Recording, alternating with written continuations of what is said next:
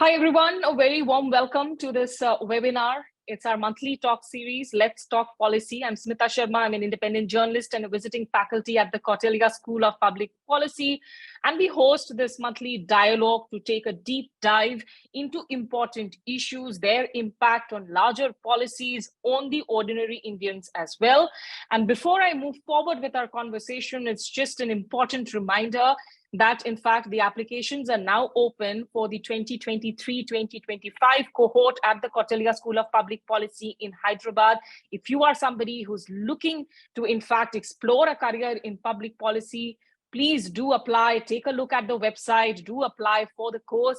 And the good news, the great news that has just come in today, in fact, because Kautilya is affiliated to Geetam University, and the NAC results are in. In fact, we have gotten an A++ accreditation. So that's some good news to celebrate with all of you. Thank you so much for tuning into this webinar. And today what we are going to talk about, because we saw the Union Finance Minister, Nirmala Sitharaman, she presented the financial statement, what we call as the budget. And this is the last full budget really of the current government led by Prime Minister Modi, because now we will see the country go into election mode. This year, you have a lot of important assembly elections coming up. And then hopefully next year, you have the big general elections less than 15 months away. Just to take you through some of the key points that we saw announced in the budget, of course, the big announcement there was about the highest ever capital expenditure, which was of 10 lakh crore rupees, which was proposed, in fact, for the financial year 24. And the highest, in fact, capital outlay of 2.4 lakh crore was made for the railways. Now, CapEx, or as we call capital expenditure, this was hiked by 33% to almost 10 trillion rupees in the next financial year. This, of course, where you know that job creation is a big challenge for the government, and keeping in mind the young demographic profile of India. Also, what was announced was a 9,000 crore rupees infusion to be made in the credit guarantee scheme for MSMEs. There was an allocation of 350 billion rupees for energy transition, with a lot of focus on green energy, green transition, cleaner fuels that we talk about. Prime Minister Modi has been ramping up the capital spending on roads, on energy over the years since he's taken, the position of the Prime Minister in 2014.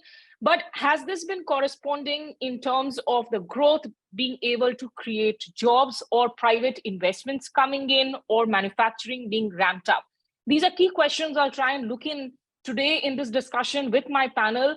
And one of the important, in fact, items that was announced was the revised income tax slab, because the new regime, which Nirmala Sitharaman said would be the default, in fact, regime, what it does is it says there are 7 slabs. It also announces an increase in the income tax rebate limit from 5 lakh rupees to 7 lakh rupees under the new tax regime.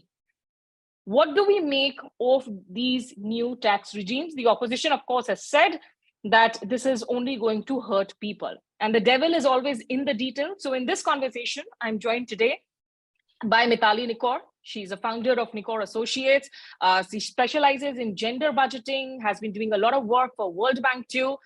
I also have Mr. Binod Jain. He's a chartered accountant. He's a leading tax expert in the country and chairman of INMAX, that focuses on assurance, tax, advisory, as well as M.K. Venu, the founding editor for The Wire, a senior business journalist who has also been the former managing editor with the Financial Express. And to all our viewers who are tuning in into this webinar, please feel free to use the raise hand emojis. If you have a question to ask, we will take in all your questions that you type in into our chat box as well. Mention who those questions are for. I know, Mr. Jain, that there will be a lot of questions for you coming in particular to try and simplify the tax process. But before we get into that, I just want 2 broad comments from Venu and Mithali to begin with. Venu, the 7 priorities, as Mrs. Sitharaman said, that these are going to be about Saptarishi. She spoke about the Pradhan Mantri Kaushal Vikas Yojana, that the government plans to set up Skill India centers. There will be new age courses for coding, for artificial intelligence. Broadly speaking, do you see this budget being able to create job opportunities for the young in the country? So, Smita, see, my broad comments would be as follows. First of all, I want to just for everybody who's out there, listening to this debate, I want to just dispel this myth that a single budget can do miracles.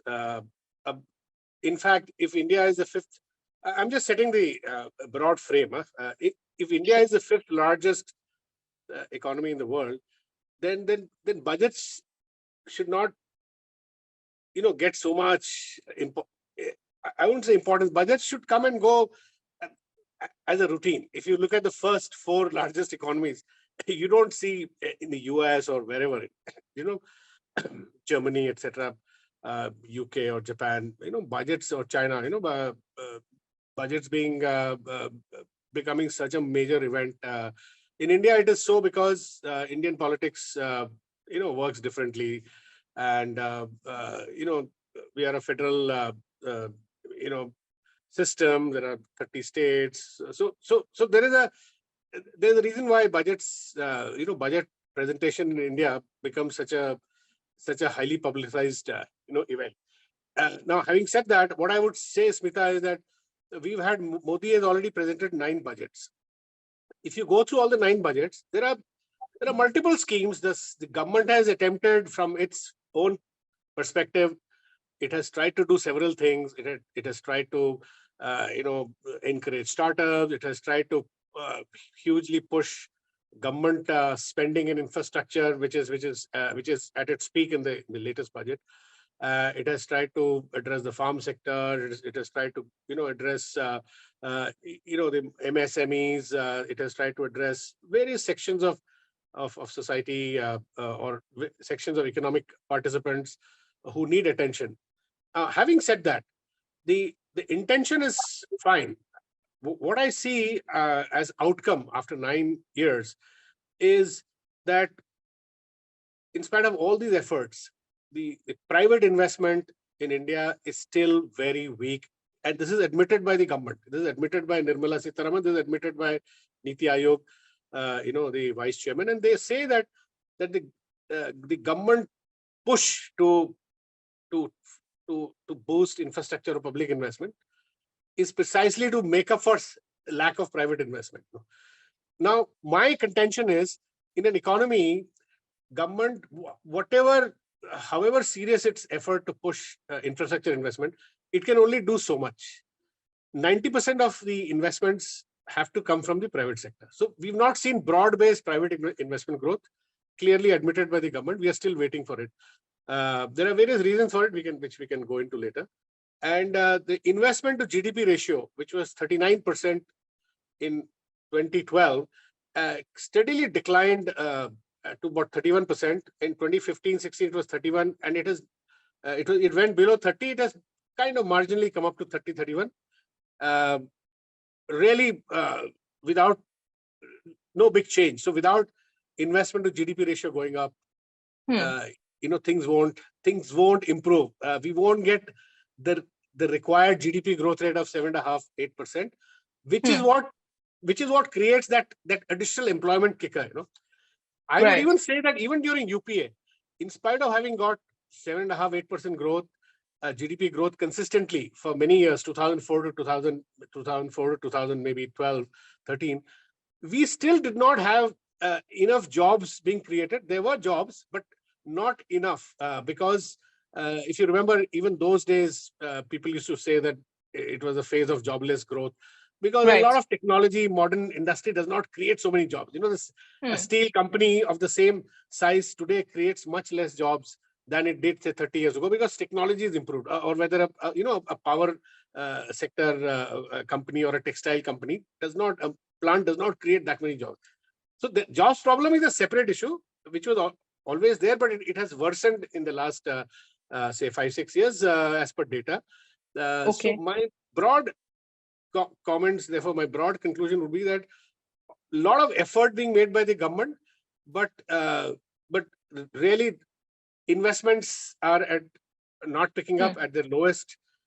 Employment has not picked up. Youth unemployment is still very high, especially in the states like UP, Bihar, etc. We all know, Agniveer and all those. So generally speaking, But I would give Modi credit for one thing. He, in spite of subpar growth, during Modi's tenure, 9 years, we haven't had a big investment pickup, private investment pickup, which for Prime Minister Modi is a negative. But for whatever little growth we've got, 5.5%, he has managed to take some of the fruits of that growth to deliver social welfare to the extent possible. And he has the last mile. He's used technology and delivered on social welfare on 4-5 counts, for which he has also benefited electorally. Okay, Venu, I mean, I think you've laid the context very well for all of us. And I want to take this to Mithali, because when you look at the statements that are constantly coming in, this is, of course, countries coming out of the shadow of a pandemic, and I'll talk to you about the gender gap in the workforce at a later part of the conversation. But right now, what Venu has been talking about, that when you talk about the investment to GDP ratio, when you talk about also the social sector spendings in the budget, do you see that being carved out enough, Mithali? Your reactions to it? So thanks a lot for having me here today, Smita. I'm very excited to have this conversation. Because often I feel like I'm only able to dissect the budget on the day of the budget, because we are always on TV and just talking about the immediate reactions. But today I've really had a lot of time to study it. So I think the first thing that we have to note is that in this budget, the 23-24 budget, we've seen a rise of about 15% in the overall spending. Now, that's very interesting, because we are saying that, overall in a year, despite your fiscal implications and despite the fact that we are on a path of fiscal consolidation, we are still seeing about a 15% increase over and above budget expenditure 22-23 and about 8% above the revised expenditure of 22-23. Now, the second thing which I find very interesting is that the Ministry of Development of Northeast Region, MDonor, we call it, their budget has actually increased by 114%. But on the other hand, a more traditional ministry, which is in charge of sending across food aid and food distribution, the Department of Food and Public Distribution, saw a 30% decline in their allocation. Now, why am I putting these two ministries together? Because MDonor is a new ministry, and it's an upcoming ministry to invest in the Northeast and infrastructure investment in the Northeast, a region which is traditionally neglected. Mithali, but correct me if I'm wrong. I thought donor had been existing there for a while now. No, it's a new ministry. The Ministry for Northeast Development is just about 7-8 years old. And food and public distribution is something which has been going on for the last 70-80 years, right, in our country. Ever since independence, we have seen, the public distribution being a very strong ministry and also playing a very important role during COVID. But we are seeing that rebalancing of, priorities. This is an example. Now, of course, some of the schemes that have got a very large allocation, again, PM Awas Yojana, an increase of 3% only, but it's basically 80,000 crores. So it's the biggest centrally sponsored scheme. And then you have Jal Jeevan Mission, which is again a huge increase of 30% this year, up to 70,000 crores. But on the other hand, you also have NREGA, right? And NREGA, everybody has talked about the decline, right? There's almost a 30% decline in NREGA allocations. So again, we are not saying, I'm not seeing in this study of the schemes themselves and the key schemes that government is not doing enough social protection. What we are seeing is a rebalancing of priorities. We are saying that affordable housing and affordable water sanitation facilities are being given a larger priority, as opposed to the livelihood protection, which was the mainstay earlier. So there's clearly a movement, there's a narrative that's building that, yes, we need Swachh Bharat Mission, again, one scheme which actually got a 150% hike in allocations. So, when we see these trends, it's very clear that the government wants to invest in social infrastructure through water, sanitation, and affordable housing, as opposed to providing jobs through NREGA. NREGA is also important. It's still got a 60,000 crore allocation. making it the third single largest scheme, centrally sponsored scheme, but it has reduced. So I think upfront, when I talk about it, and of course, we have the capital allocation, which you mentioned in your introduction, but then you also now are starting to see agri-tech focus. You're starting to see the identification of those 100 critical infrastructure projects for which an allocation of 75,000 crores has been made on a PPP basis. They will be done and they will leverage, private sector. Now, the two areas that we used to always talk about and say, oh, these are neglected areas, they continue to be slightly neglected, but there's always talk about them, which is climate action and digitization. So on climate action, I think this year we have seen a lot more conversation. And the Gobardhan scheme, which is something which is so, it can work so well in India, given our reliance on, biofuels, has got a 10,000 crore allocation this year with, looking at 500 new waste to wealth plants. So I think that's a really good thing. But of course, we will talk about the gender budget later, so I'm not going to go into that. But there are, of course, areas of improvement everywhere. But I would really say that, these are some of the areas which I felt were very, very positive and a clear trend coming out towards social infrastructure as opposed to, cash-based transfers or food-based transfers. Even Ujjwala Yojana, its allocation fall from 9,000 to 2,000 crores. So, Okay. Clear narrative. Okay, and of course, this is also a narrative keeping in mind that the government is looking at the next week elections 2024. It is chalking out its priorities based on that. And this is also a year when it is hosting international events, summit meetings, be it the Shanghai Cooperation Organization to G20, where I'm sure the Swachh Bharat mission will come in handy when they go around sprucing up, of course, cities and different states as well. Mr. Jain, before I come to, before I ask you about the nitty-gritties of the new tax regime, I want your broad thoughts on how do you see the movement when the tax reforms are concerned over the past, not just this budget, but in the last 9 years under this government? Because you have been interacting with industry players, with corporate stakeholders. Do they feel that there has been an ease of business that has happened when it comes to these litigations, these taxation norms and reforms? I think, thank you very much, Smita, for giving me this opportunity. In fact, the biggest reform which the government has done is to reduce corruption and harassment in the taxation system by introducing something called faceless assessment scheme.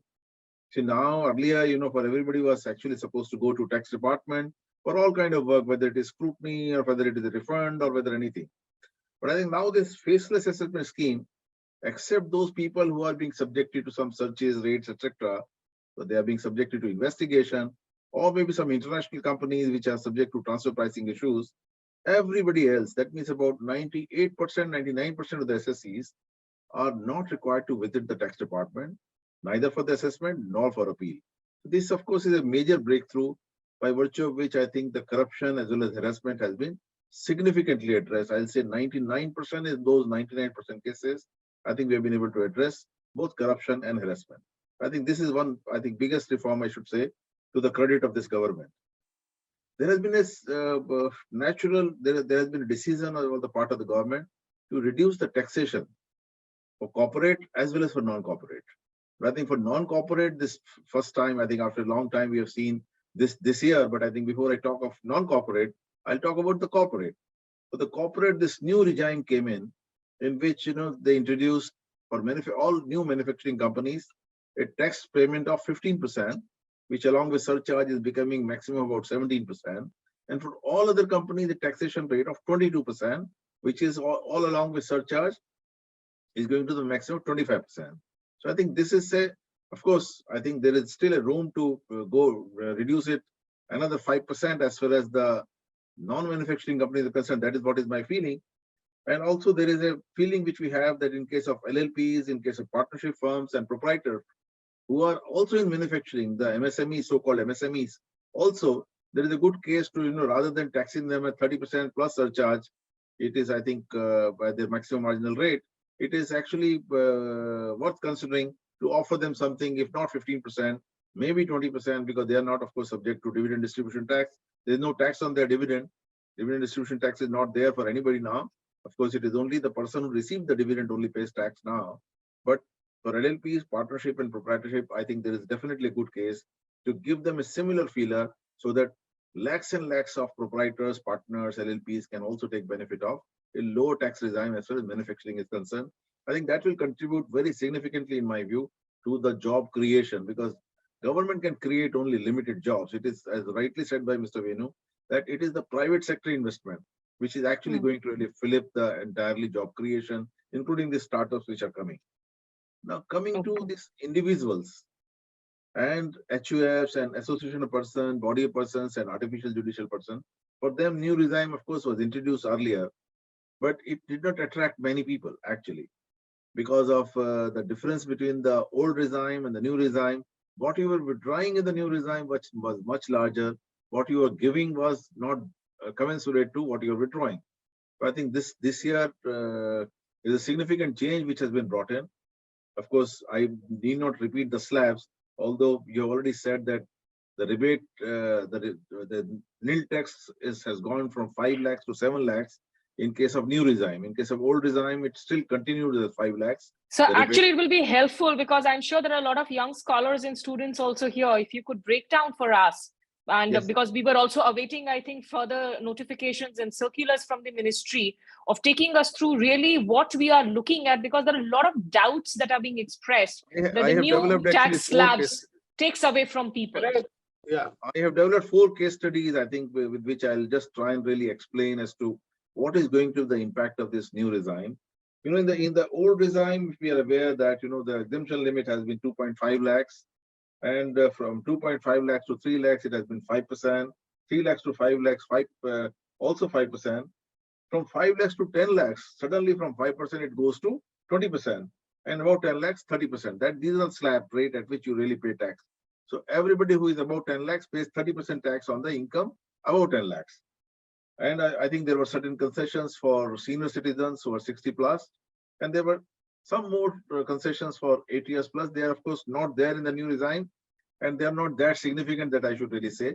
I think government can think of much more for senior citizens and extra senior citizens also. That, of course, is a point, because everybody talks about youngsters. I think now the way the senior people are increasing in number, I think seniors will also be a huge number very soon, actually. And I think something is seriously required there. Coming back to the new regime as announced now, of course, I think there's no point talking about the new regime which was earlier there. Up to 3 lakhs, of course, there is a complete exemption in the slab. Up to 7 lakhs, there is no tax for a person who is earning 7 lakhs. Now, I think this itself confused a lot of people. On the one hand, we say exemption limit is 3 lakhs. On the other hand, we say up to 7 lakhs, there is no tax. So somebody who is having income up to 7 lakhs doesn't have to pay any tax. But as you go beyond 7 lakhs, then your exemption limit starts from 3 lakhs. That means if you are 7.5 lakh or 7.25 lakhs or 8 lakhs, then for you, the slab starts from 3 lakhs. So from 3 lakhs to 6 lakhs, there is a tax rate of 5%. And I think from 6 lakhs to 9 lakhs, then again you pay 10% rate. Then 9 lakhs to 12 lakhs, 15%. Then 12 lakhs to 15 lakhs, 20%. And it is only above 15 lakhs that you pay 30%. So that means rather than 10 lakhs being the slab for 30% payment, it is going to 15 lakh slab. But correspondingly, what they have done is they have withdrawn certain benefits while giving this new regime. The benefits earlier, of course, they had withdrawn even the standard deduction for salaried people. But this time, I think good wisdom has prevailed, and standard deduction is available in the old regime as well as in the new regime. So what is withdrawn? I think what is withdrawn is, one is, the famous, I think ATC, everybody is aware about the LIC, Provident Fund, another deduction of about 1.5 lakhs. That deduction you will not get if you are in the new regime. Similarly, you may have medical expenditure of say up to 25,000 rupees. There also you, of course, if you take a policy, medical policies up to 25,000 rupees is also another deduction, which you will not get in the new regime, which you will get in the old regime. Anybody who has borrowed money for the purpose of creating their own house, when you borrow money for the purpose of house which you have rented, then you are allowed a deduction, unlimited, whatever be the amount. But in case when you are living in your own house, then there's no income actually in that house. So up to 2 lakh rupees interest, you get a deduction from your income.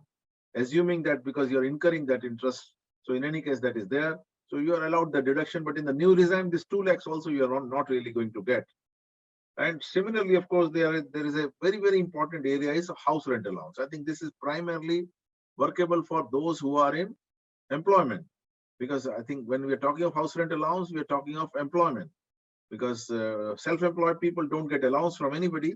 So if you are an employee getting a house rent allowance, then there are specific deductions which are given against that house rent allowance in case you are paying rent against this. And those deductions are little complicated, although we have developed a small chart and we can give you an access to the chart so that your people can even calculate whether old regime is good for them or new regime is good for them. There's a you can say software which you have created, and anybody can just fill up his own figures and can find out how much is the house rent allowance, how much is the rent, what is the deduction in Bombay, what is the deduction in non-Bombay, like that. All that, this is a little complicated, I know, but so the fact is that I mean, yes, sir, please I'll make complete it your simple. thoughts. Please allow me for a minute. I think I Sure. just going to the simplicity. So in case, suppose we take a very simple case, I think I'll take you through 4 cases, because that will make everybody, more comfortable with what I'm trying to say. Just now I explained only theory. Now I'm going to explain your case. When in this particular case, suppose I take scenario 1. Now your SSC, of course, we are talking of less than 60 years of age, because we are talking of normal people. Most of the people are in less than 60 years of age. In case you are claiming deduction of 1.5 lakhs, you are also claiming 25,000 rupees. Standard deduction is allowed even in both cases. So what is the comparative? At what level you really cross old regime is better or new regime is better? So I told you, I'll again repeat, if you're taking only provident fund plus 25,000 rupees, these are the 2 deductions you're taking. You're not taking any other deduction. In old regime, in new regime, both of them you surrender. So I think we have calculated, I think up to 7 lakhs also. New regime is good up to 7 lakhs in any case. At 7.5 lakhs, new regime is good. The new regime which is there. At 8 lakhs also new regime is good. At 10 lakhs also old regime is good in every location. That means if you're taking only deductions for your provident for 1.5 lakh and only the 25,000 rupees deduction, then I think at all slab rates which are calculated, you are a little better off in case of new regime. There's not substantial difference, but there is a difference. In any case, those people are less than 7 lakhs. There is definitely a very substantial difference, because their payment is 0. But I think for all others, even at 25 lakhs, in new regime, you get 4.5 lakhs, whereas in old regime, you pay 5.1 lakh. So there's not major deduction, only about 10% difference in both the regimes, because you're taking only 2 deductions. But when suppose you shift to, take some additional deduction. Say you take additional deduction of, there is another deduction of national pension scheme of additional 50,000 rupees. If you take additional deduction of 50,000 rupees, then I think the new regime is not good. I think till I've calculated you're taking NPS of 50,000, you're taking provident fund of 1.5 lakhs, provident fund, LIC, etc., and 25,000 rupees as the medical. So these, rather than 2, now you're taking 3. So we have calculated that even till 25 lakhs, you are better off. You're better off in new regime. I think as soon as you cross somewhere in 13 lakhs, 14 lakhs, you become better off in new regime, actually. But when you start taking much more deduction, that is, you also take 2 lakh rupees deduction. Now we come to 2 lakh rupees deduction of your house rent. Then I think situation changes very significantly for people who have borrowed money for their own house. That means take 1.5 lakhs plus you take 25,000 for medical, plus you take this 50,000 rupees for your pension, and also you have borrowed money for your house. In that case, you see a comparative. If you see the new regime, and you have to surrender everything. You have to surrender everything that we have seen, even up to 25 lakh rupees. Also, the new regime is not good. The old regime is good. Okay. Okay. I'm going to, I think Venu wanted to. एक last और ले लेता हूँ, सिर्फ एक last scenario. Ji sir. Last scenario, I'm not taking any other deduction, except of course 1,50,000 rupees plus I take a house rent allowance scenario. I'll take only one simple example. You're drawing a salary of 10 lakhs. You're getting a 5 lakh rupees as a house rent allowance.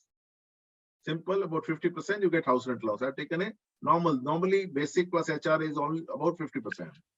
So in that case, 15 lakhs if you take, and you take a house on rent and you pay 6 lakh rupees as house rent. I've taken this example. So in this example, if you're living in Delhi or Mumbai, you will get deduction of full 5 lakh. That means your 5 lakh rupees house rent allowance becomes fully exempted in old regime. In new regime, you pay full tax on this. So there, of course, there is a very substantial change. Even at rupees 15 lakhs income, I see the new regime is old regime is better than the new regime by a whopping rupees 1 lakh rupees additional tax which you pay. So that is what I thought I should really explain to you. By for these examples, actually, you can really explain. And we are prepared to, give you on your website if you want to really upload our that calculation software. I think we'll be very happy to do that. And anybody can just, fill up his own figures and he'll know what is good, what is bad for him. That will, of course, free of cost can happen. Surely, we will be happy to take a look at that, and maybe we can share it as well. But Venu, I know you want to come in. Please do come in. I have a question to ask to Mr. Jain, and I see a couple of comments coming in the chat box. Jamil Ahmed Tak is saying up to 7 lakhs there is no tax. Isn't this budget a politically motivated budget? Satya is wanting to ask, kindly clarify nil tax up to 3 lakhs or 7 lakhs. I think Satya, that was already mentioned that under the new tax regime, of course, the zero tax rebate is up to 7 lakhs, but the tax exemption that we're talking about is for 3 lakh rupees. Venu, go ahead. What you wanted to comment on this. So, Smita, my take on this is, there is a conceptual issue here. In fact, it's a philosophical issue, which is the government is torn between two objectives. Government wants to move towards a tax regime.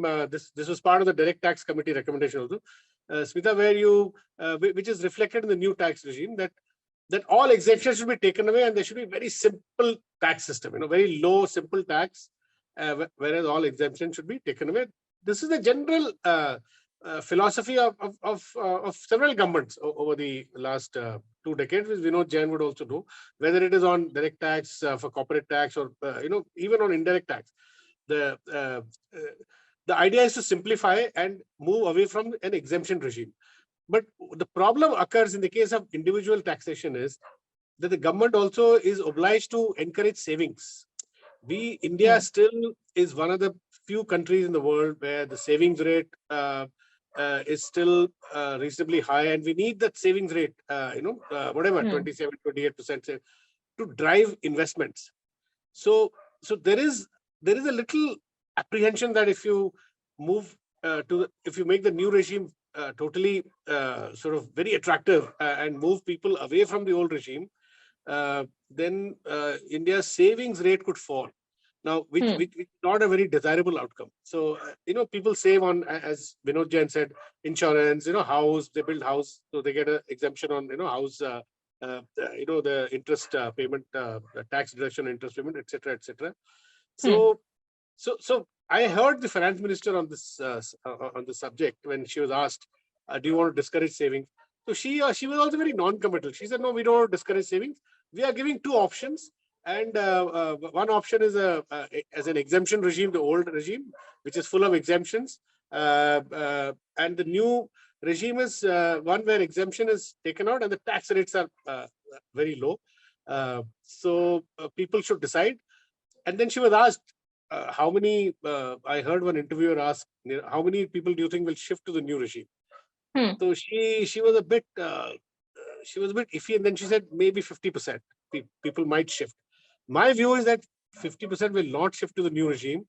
I think Vinod Jain will be better placed to answer this, because the old regime, a lot of young people, young workers in this country have house loans, they have various insurance policies, so they would want the exemption, the old regime where exemptions are applicable. So the Hindu carried one story at that time after the budget, where the chartered accountants in Hindu gave a figure which I would like Vinod Jain to comment on, which said that if you avail of all the exemptions, then those chartered accountants have up to 35 lakhs of taxable income. There is no incentive to move to the new regime from the old. So up to 35 lakhs, Smita, 98% of our taxpayers. Yes, and I think that's also the larger component that is actually paying the taxes. Above 35 lakhs, of course, is in a category which is also much different. Mr. Jain, would you like to come in on this question by Venu, and then I'll take a couple of questions from the chat box for Mithali also. Actually, my initial reaction was also similar to what Mr. Venu has said. But I think last almost 1 month, our interaction with a very large number of taxpayers tells us a completely opposite story. I think a very large number of taxpayers as well as tax experts feel that about 90% people will shift to the new regime in this process. And the reasons are like this. Like if you people who are actually drawing house rent allowance and paying actual rent and officially paying that much house rent are very few in numbers, actually, when you say talk in terms of numbers. And most of the companies have not really structured their salaries in that manner. So that is, of course, limited to salaried people. And coming to the having a house, paying 2 lakh rupees as you can say, as the interest thereon, and plus so much savings. Anybody who is up to 10 lakhs or 15 lakhs kind of salary levels, how many of them can really afford such a house where they have to pay 2 lakhs plus 1.5 lakhs, they do it, and 25,000. We have calculated in a very large number of cases.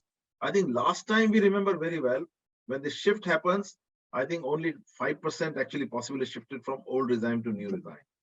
But I think this time, all our tax gurus as well as all our taxpayers are talking in terms of a much larger number. So I feel somewhere between my own personal gut will be, although they are talking in terms of 90%, but about 70-80% should shift to the new regime. Somebody's actually asking, does any country in the world have 2 tax regimes? And I also wanted to know whether the shift will be optional only for the next FI, or, will it become compulsory now? No, I think this is optional, especially for individuals, not for companies.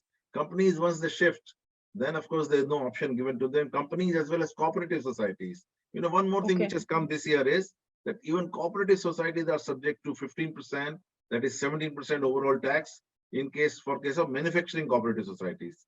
And they also, in the new regime, they pay only 22% tax in the new regime for non-manufacturing cooperative societies. So this is something which has come, and there, once you shift to the new regime, you cannot go back to the old regime. But in case of individuals, I think this is a very enough flexibility. Every year you can shift. Suppose last year you shifted for new regime because that was good. This year you have borrowed money for a house and you are having adequate deduction. You can always shift. So before filing a return of income, before your last date goes, you need to take a view, because normally they'll take you to new regime. In case you don't want to go to the new regime, you should tell your employer also, and also file. Your employer will file adequate form, or otherwise you file a form that no, I want to remain in the old regime. So that you need to calculate based on your actual own figures, or consult a chartered accountant nearby. Anybody, it is a 10 minutes job for anybody to calculate to you with what one is good for you. On a yearly basis, you can shift left or right, whatever way suits you. Okay, Mithali, the points that Venu was raising, if you would like to come in on this, and then we will go to Gurvinder and ask him or her to unmute and ask the question. But do you see this tax reform being friendly towards women individuals, for women entrepreneurs, and also in terms of the worries around the insurance sector? For sure, I know, is very worked up and worried about how will this impact when it comes to people who were forced to use really about using it as a tax saving instrument earlier when it came to insurance. So Smita, actually, I really do feel that this tax regime is not very women friendly. And the reason for that is the information asymmetry.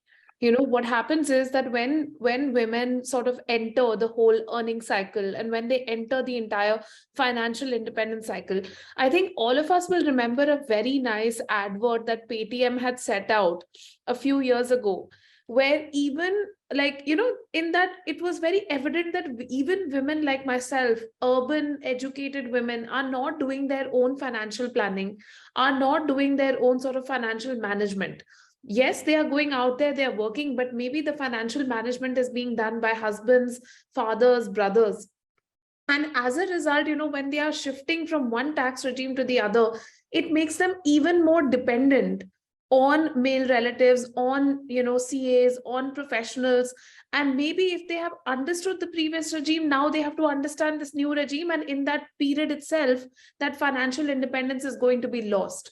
So I think this definitely is one challenge with the regime. The second issue is that, when we look at the structure of women's contracts and also the maternity leave, also the aspects around the fact that women are definitely experiencing the gender wage gap. Now on top of that, when you add this entire new tax structure and this entire new tax system, it automatically puts them at a disadvantage. And also we have to really see what happens when women go on maternity leave, because it's a 6-month payout that also has its own tax implications. So I think this entire area needs to be studied more, and the implications of how this is going to impact men and women differently needs to be looked at. It has not yet been done. Okay, I'll ask Gurvinder if you're still there. I think you have a question for Mr. Jain. Please go ahead and ask your question. Yes, please. Thank you very much. Mr. Jain, my question is about the proposal in the budget with respect to the change in taxability of insurance products that have inherently an investment part built in, right? Effectively, in the past, insurance policies were sold as as investment products were sold disguised as insurance policies, but now this budget has tried to stop that. But at least I am not very clear on what this change means. If you could help clarify that, please. You see, actually, this is primarily to address people who are taking larger policies. This is not going to impact the ordinary person, because what they're saying is, in case your overall payment of different policies which are taken for your life, if your payment of premium exceed rupees 5 lakhs per annum, in that case, you are, whatever is the excess amount, suppose you're paying 7 lakhs.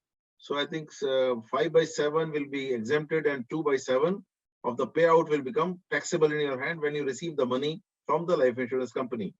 And that is what it simply means, because what people were doing, they were paying, for example, 1 crore per annum or 2 crore per annum kind of investments, and then ultimately when they are receiving money, I think everything whatever is coming as investment income was going as tax-free in their hand. I think that is what possibly government want to discourage, but I don't think they want to discourage the smaller LICs, etc. I think Mitali ji made a point that it may impact investment. I think Mr. Venu also made that point. We have a different viewpoint. As we understand the financial markets also beside taxation, because it is an option, such a large option given to you, rather than giving money to LIC, which will give a return of only 2%, 3% per annum, nothing more than this net of net. That is what we have calculated. You can invest anywhere where you will get 7% in bank deposits, you'll get 15% to 20% in case of, you can say, in case when you invest into the market. And of course, when you invest in your own business, of course, there you can earn much larger money. So any forced saving in a product where you get such a low rate of interest, even a provident fund will give you 8%, for example. But I think all these provident fund in any case is more of a compulsion in any case for people, for most of the people. So any additional money which you really give, there is an alternative opportunity cost. Like, for example, in my whole life, I have never taken life insurance, because life insurance is nothing but a loss. That is what I feel. I calculate to every life insurance guy who comes and sell me the life insurance that I'm going to incur at least the amount which I pay, double the amount I lose when I take a life insurance. So I think one has to see it from this viewpoint. I also see one underlying very clear message from the government. Now the collection of income tax is about 18 lakh crores. As compared to it used to be about only 10% of this only a decade ago. And out of this 18 lakh crore, the government of India is paying almost a similar amount of money on interest and repayment of principal, which the government has borrowed through various schemes, including Provident Fund, National Savings Scheme, and NSC, and various other things. So the interest payout of the government of India is becoming every day larger.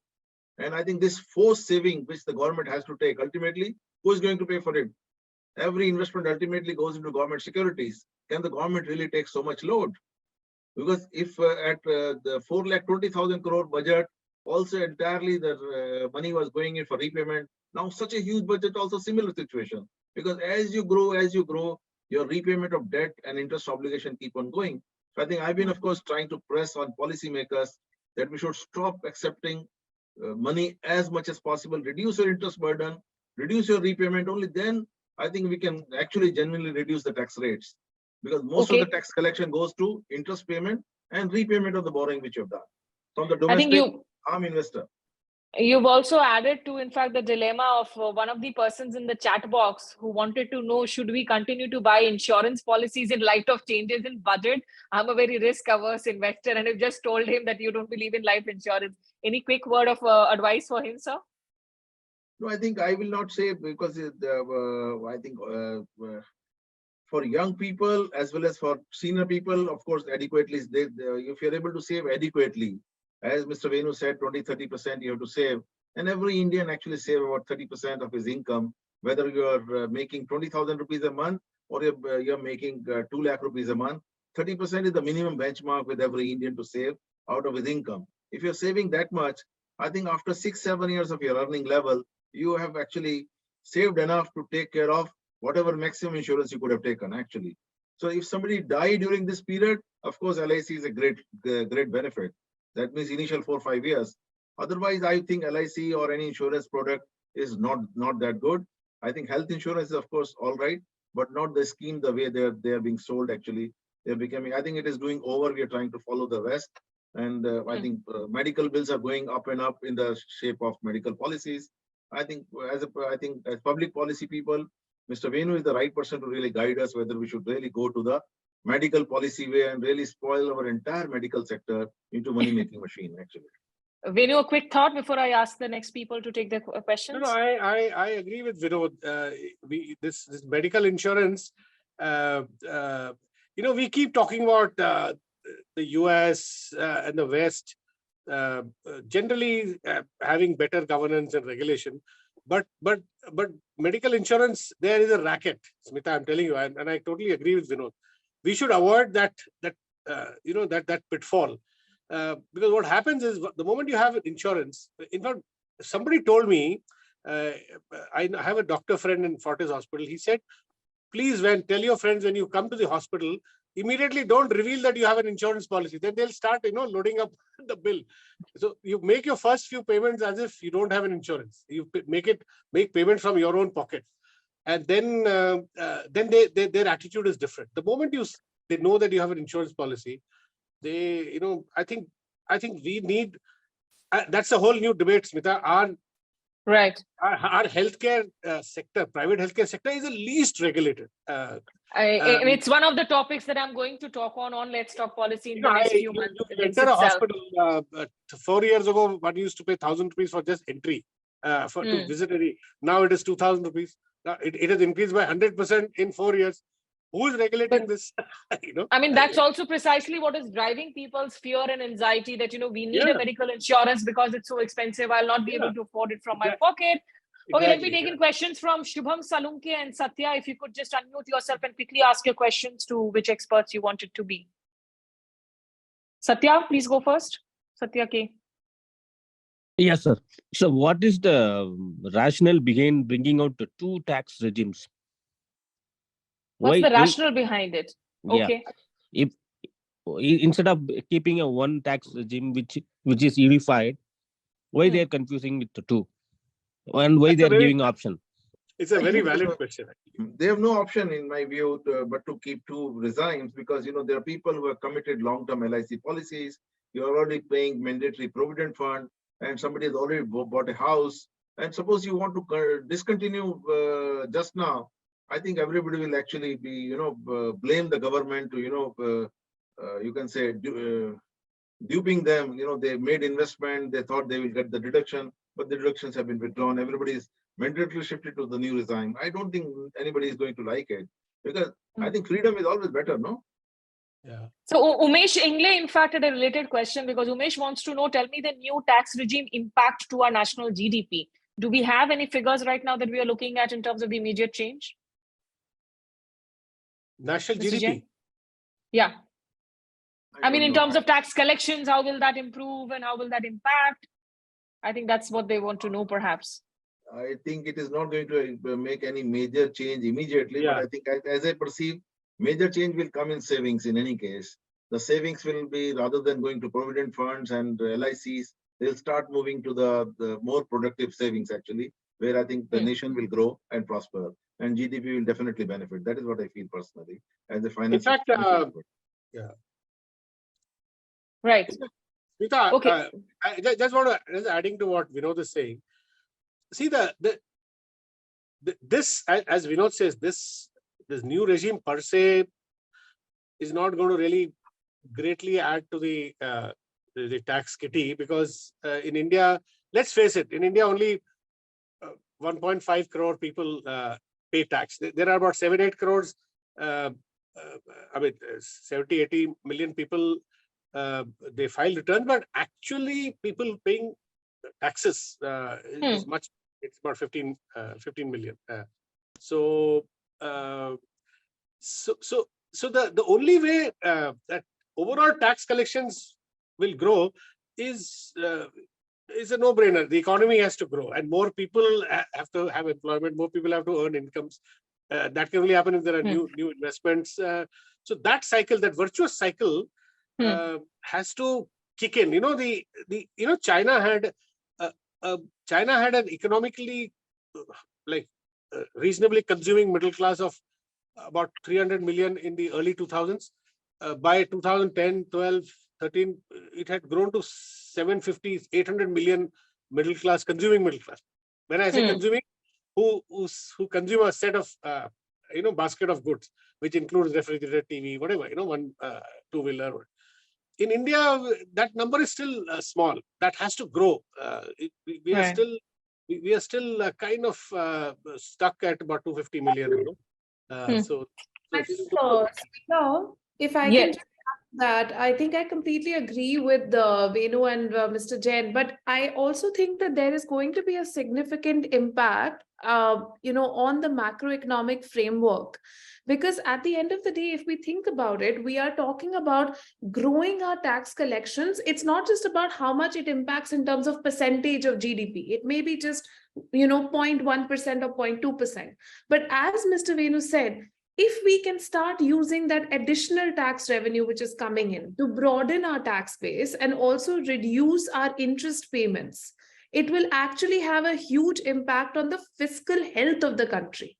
And we have to really start thinking about how this simplified tax regime, making it easier to pay the tax, making more and more people come into the tax net, can actually over time increase. So I think that the benefit to GDP may be small today in a year or 2 years, but when we look at the benefit to GDP over a 10-year cycle, which is what the actual aim of this policy is, change the tax paying behavior of the youth, get people like me who are millennials, and then the Gen Z, and then the Gen Alpha to come in and start paying our taxes, being more disciplined about it. That's what the aim is, because we have to have more people paying. Actually, on the broad base, I want to come in a small with the comment of Mr. Venu and Mitali. There's a misnomer in the entire society being publicized more by bureaucracy that there are too few people who are paying taxes. I think we feel it differently a little bit, because I think when you talk of 7-8 crore people filing their tax returns, out of them maybe some people are paying, of course, lower taxes, but 7-8 crore taxpayers means about, in a 4-person's family, if you multiply it by 4, even 5 crore into 4 becomes 20 crore people are subject to the tax net in a country of 120 crores. And we are a country, let us not forget, who are giving free food to about 80 crore people who cannot really afford even food. That is where the feeling is. And of course, we have people who are earning less than rupees 5 lakhs, less than rupees 7 lakhs. They are not going to be subject to tax in any case. So I don't think there is any, already we are taxing too much. I think there's no need to, it's already broadened base quite significantly. There are only a small percentage of people who earn very heavily, but they don't pay adequate tax. That, of course, the government is working hard in that direction. But I think trying to broad base and trying to talk, some people talk of agriculturists. Why don't you tax agriculture? They don't really realize that a poor agriculture agriculturist, in case even if you put salaries of all 4, 5, 6 people of his family who are working in the agriculture field, even it will not be 5 lakh rupees per person, will never happen actually. How will you really charge him tax? Why do you really want to burden your system unnecessarily because of the size of farms which we have? I think we have to really see it from that viewpoint. I wanted to add that much. Right, sir. Let me just quickly take in a question from Shubham. He's been waiting for long. Shubham, please go ahead and ask your question. Hello, sir. My question is for Venu, sir. So, as per my understanding, that for any economy to grow, it has to grow from agriculture to manufacturing, then to services. But what happened in India's case is we largely skip the manufacturing train and we directly move from agriculture to service to a larger extent. Yeah. So, first my question is like, is this assertion correct? And if it is correct, do you see any course correction happening in in near future so that we can become a manufacturing hub like China? So you're right. My answer to this question is this has been India's biggest, or should I say, the most intractable structural problem.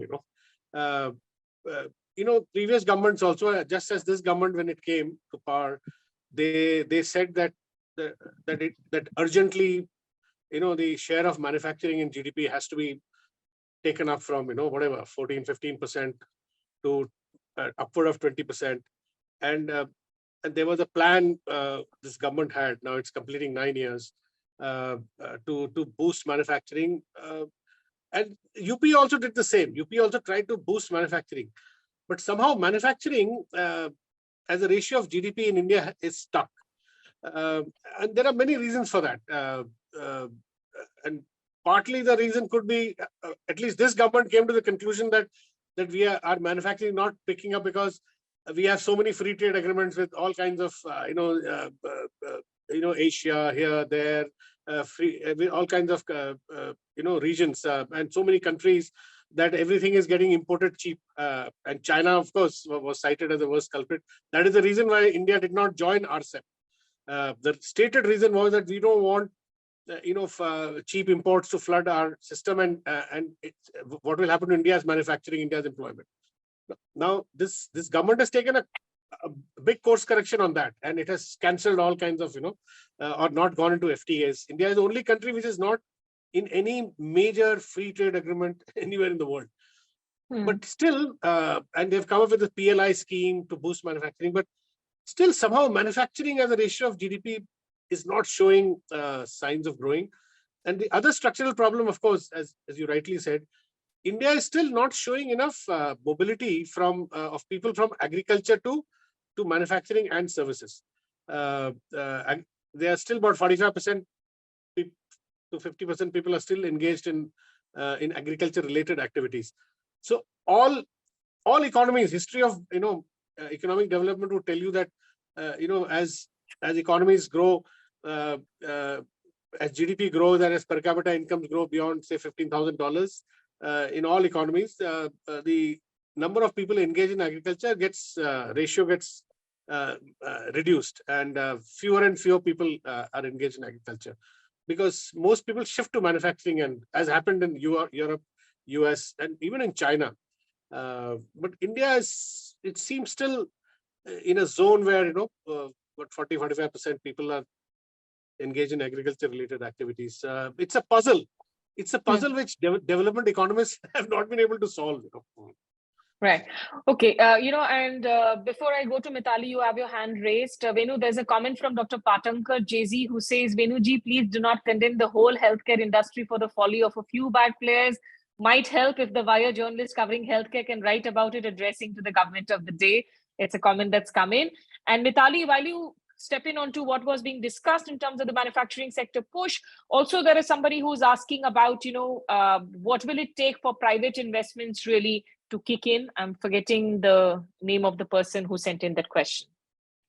Great, thank you. So I think I really just could not resist commenting when Venuji was talking about manufacturing. I also find it very interesting that, in conversations like this, female economists like myself never get the question of why did manufacturing and services, why did this happen, about India's growth story, because maybe sometimes even the audience doesn't realize that women economists actually understand this issue quite well.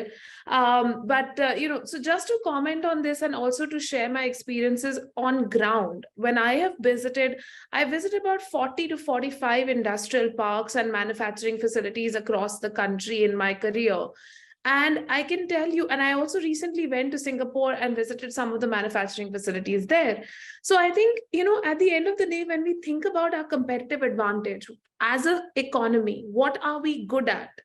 Clearly, we may not be that good at creating world-class logistics and industrial park facilities, which may be changing now with the Gati Shakti regime. And we are seeing a huge push towards digitally enabled logistics infrastructure, digitally enabled manufacturing facilities that will help.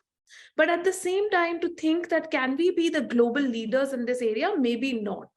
So what is our competitive advantage? Our competitive advantage is to use regional advantages that we have. Our neighbors, like in South Asia, can we increase trade there? Can we increase nearshoring, which is a huge new, sort of trend that has been witnessed in Latin America, in the US, where Ladero Port in Texas has now become the most busy port, land port in the world, because of the fact that Chinese companies are investing in Mexican industrial parks and special economic zones. So can India take the lead in nearshoring in South Asia, in Southeast Asia, in this new sort of world where we don't want the, difficulty of depending on long shipping journeys, and also in terms of climate benefits, nearshoring is beneficial. So I think this is a huge opportunity for India. The second is, when we look at services economy, definitely we have done well as a services economy, but we cannot put our faith in just 2 or 3 types of services. IT and IT-enabled services are the only one sector in which we have really seen a global competitive advantage. We need to identify 5 or 6 sectors in which we have a global competitive advantage. That could be solar energy, that could be financial services, that could be AI-enabled services, but we need to do this fast. And then apart from that, when we talk about private investments, now private investments will only come in, Smita, when you actually give them a clear, home. And the production incentive schemes were supposed to do that. They are doing that to some extent. It is working to some extent. Electric vehicles, for example, one big sector in which private sector is showing interest. But at the same time, you also have to give them an enabling environment. And I think we still continue to work on that. Okay, I'm going to take just the last set of questions and request all 3 of you to keep your answers a little crisp so that we can finish the conversation in the next 15 minutes. And, Mr. Jain, you wanted to come in.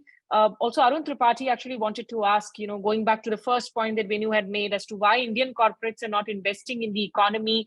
Are they fearful of anything? Why are the corporates playing so safe, such a slow game? Mr. Jain. I think, on the same issue only, I wanted to come in because, we work very closely as chartered accountants with the industry. And I think I would like to, put some perspective before here. And especially when Venu is around, and I think we have a question of public policy. We said there is a major shift which has happened after insolvency law has come in, that insolvency and bankruptcy code has come in. People don't want to make large investments. No large-scale investment is coming. Why it is not coming? Let us analyze. All people who have made large investment by for whatever reason, suppose you start, losing money, then your entire 10 years, 20 years, 30 years, 40 years collection, you create a huge empire that is taken away by somebody else.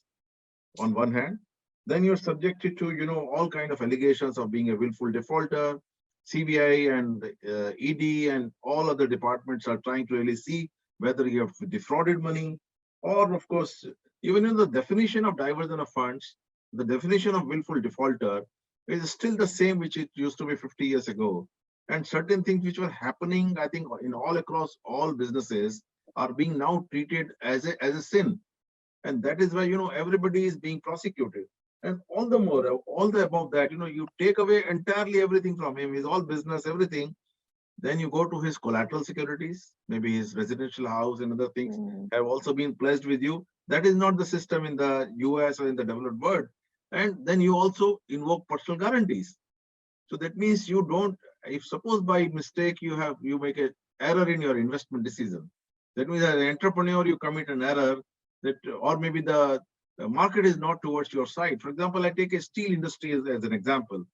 Very large number of industries, Bhushan Steel, SR, and many of them were actually treated by IBC. Now, Bhushan Steel went from Bhushan's to Tata's. They took it, bought that company for 35,000 crores. And that company in 1 year itself earned 35,000 crores after they took over. Why and how? Because the steel as an industry took a positive turn suddenly. It was for good fortune of Tata's, but it was bad fortune of the person who built that factory over for the last 20, 25 years. Everything is gone, and he's of course come. They're all on. I'm not talking of Bhushan. There's nothing to justify Bhushan's what they did. But I'm only trying to use this only as an example. And similarly, I think SR has gone to whosoever. They have also made tremendous amount of money in steel sector. So what I'm trying to say is we have to, unless we plug this problem with we are dissuading investment. I think all our people are saying, no, we will not borrow, Mr. Jain. We will do whatever we can do in equity. And in equity, of course, you can do limited. And this private equity doesn't come. They are so costly. The cost of the private equity is nothing less than 20-25% per annum. They talk of 16-18%, but it costs much more actually. So private equity is very cheap, very not cheap, but it's very, very costly. So this is where the problem lies. Suppose anybody wants to announce a project of 50,000 crores. From where will he bring the money? Equity, suppose he is able to bring some other 10,000 crores, 15,000 crores, but 35,000 crores he has to borrow. He'll build a project, he'll create businesses, and suppose it makes a mistake, a small mistake, there's no lead time given, there's no revival which is going to happen in your case, you're shut. So this is a major shift, I think the government. I think you've hit the nail on the head, sir. Yes, yeah. Venu. Yes, Smita, I just to add to what Vinod was saying, he's right. Companies don't want to make big investments based on debt. You just see what has happened to, for instance, the Adani Group. They have expanded hugely based on debt. 75% of their total debt comes from abroad. And therefore, he's become so vulnerable because abroad, you don't know how his bonds will be treated, how the market will treat his bonds when they come up for refinancing, or the banks abroad. So you expose yourself. And that is what is happening to the Vedanta Group also. Today, the Vedanta Group clarified that no, we are not vulnerable. We are in a position to pay back. So this and now, Smita, the interest rate cycle is reversed. It's going up and up. Even more reason for private investors to be a little careful on borrowed money. So therefore, it's not a good period. The way the Fed is raising interest rates, the way interest rates generally going up, it will cause a lot of problem to big Indian companies which have large foreign debt, which may come up for refinancing in the next 2-3 years. I mean, there are many groups. I'm not just talking about Adani. There are other groups also.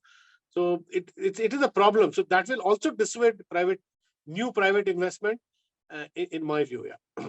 Okay, just last one question each to Venu and Mr. Jain, and then Mitali, I will let you end with your concluding comments on the gender budget part of it. Venu, would you have anything to say? When you're also talking about the disincentives for companies to come in, there is a lot of talk about corporate wealth tax. We saw the Oxfam report, and somebody is asking that why was the tax slab of the high net worthy and the rich slashed to 40%? Any concluding thoughts on this? See, my concluding thoughts, Smita, is that inequality is growing everywhere. Inequality, it's surprisingly, it's even in societies with per capita incomes of $40,000 upward. US, even their inequalities are sharpening. The old economy wages are stagnant for the last 20-30 years. Industries like tech industry or financial sector, they get paid more. Even in India, the inequalities are widening, and one section of the people are getting paid better. Even the revival of employment post-COVID, Smita, you must have seen the IT sector was doing very well. Financial sector was doing well, but the manufacturing, construction still struggling. So these are structural issues, and in future, I think social welfare schemes. The only option, solution in future is to create wealth, run the economy in an optimal way, and take taxes out to deal with the vulnerable sections. To sort of soften the blow on the vulnerable section. That is the only option in my view. Mr. Jain, there are two quick questions for you. Udita wants to know, is the new regime going to increase tax compliance and make evading taxes more difficult? And Udita, we already asked your question, so I won't be able to unmute you now. And Dr. Patankar wants to know, would the government ever consider suggestion by Dr. Swamy to abolish direct personal income tax? Is it a suggestion worth considering? I think as far as tax evasion is concerned, I don't think new regime or old regime, there is any difference which is going to happen. The only message I want to really give it to the viewers is that we chartered accountants as a community feel that only fools save taxes. If you pay more and more taxes, you pay more and more money you're going to make, which is a $1 million truth actually. So more tax you pay, more assets, more wealth you create.